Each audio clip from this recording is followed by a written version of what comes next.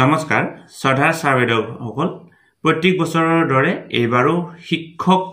পুৰস্কাৰৰ বাবে যি ব্যৱস্থা মুকলি কৰি দিয়া হৈছে আৰু আপোনালোকক ভিডিঅ'টোৰ জৰিয়তে তাৰ ডিটেইলছ জনাবৰ কাৰণে চেষ্টা কৰিম কথাটো হ'ল আগৰ ব্যৱস্থাৰ জৰিয়তে আগতে আছিল শিক্ষকসকলক বাছনি কৰা হৈছিল কিন্তু এতিয়া শিক্ষকসকলে নিজাববীয়াকৈ এপ্লিকেশন কৰিব লাগে যে কি মই শিক্ষক এই পুৰস্কাৰৰ বাবে যোগ্য তাৰ কাৰণে যথেষ্ট ক্ৰাইটেৰিয়া লাগে আৰু ক্ৰাইটেৰিয়াখিনি ফুলফিল হলে এই ফুলফিল হোৱা শিক্ষকসকলে ইয়াত এপ্লাই কৰিবৰ কাৰণে পাৰে বা তেও শিক্ষক পুৰস্কাৰৰ কাৰণে এই এপ্লাই কৰিব পাৰে এতিয়া ইতিমধ্যে ৰাষ্ট্ৰীয় পৰ্যায়ৰ শিক্ষকৰ এটা পুৰস্কাৰৰ ব্যৱস্থা থাকে ৰাজ্যিক পৰ্যায়ত থাকে জিলা পৰ্যায়ত থাকে আৰু ব্লক পৰ্যায়ত থাকে এনেকুৱা ধৰণৰ চাৰি ধৰণে শিক্ষকসকলক পুৰস্কাৰ কৰাৰ ব্যৱস্থা থাকে কিন্তু অনলাইন এপ্লিকেশনৰ জৰিয়তে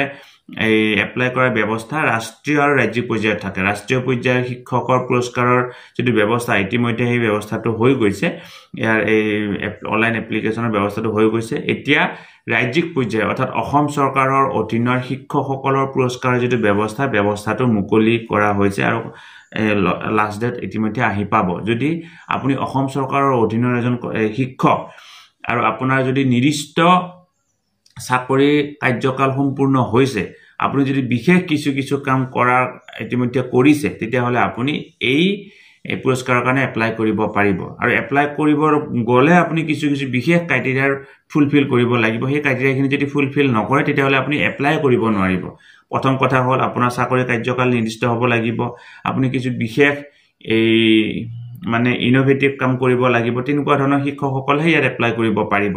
গতিকে আপুনি যদি তেনেকুৱা ধৰণৰ এজন শিক্ষক এলপি এমই হাই স্কুল হায়াৰ সেকেন্ডাৰী সকলো শিক্ষকে ইয়াত এপ্লাই কৰিব পাৰিব গতিকে ইতিমধ্যে এপ্লাই কৰাৰ পিছত ডিস্ট্ৰিক্ট কমিটি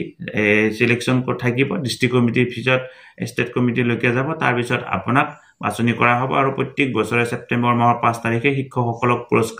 পুৰস্কৃত কৰা হয় গতিকে ভিডিঅটো যদি এইখিনি কথা কলো আপোনালোকে যিমান পাৰে বহুলভাৱে ভিডিঅটো প্ৰচাৰ কৰক যাতে সকলো শিক্ষক এলপি এমই হাই স্কুল হায়াৰ সেকেন্ডাৰী সকলো শিক্ষকে কথাখিনি গম পাবৰ কাৰণে সক্ষম হয় আৰু লগতে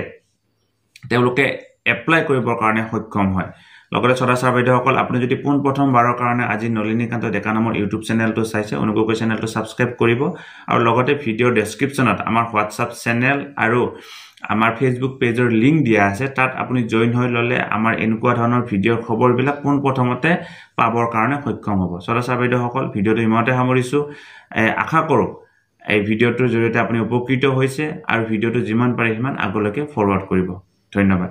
শ্ৰদ্ধাৰ ছাৰবেদসকল নলিনীকান্ত ডেকা নামৰ ইউটিউব চেনেলটো হৈছে এটি শিক্ষামূলক ইউটিউব চেনেল এই চেনেলটোৰ জৰিয়তে আমি শিক্ষক ছাত্ৰ-ছাত্ৰী অভিভাৱক আৰু বিদ্যালয়ৰ কাৰণে উপযোগী কিছু ভিডিঅ প্ৰস্তুত কৰিবৰ কাৰণে চেষ্টা কৰো আপুনি যদি পোন প্ৰথমবাৰৰ কাৰণে এই চেনেলটো চাইছে অনুগ্ৰহ কৰি চেনেলটো সাবস্ক্ৰাইব কৰিব আৰু অল নটিফিকেশন প্ৰেছ কৰি থব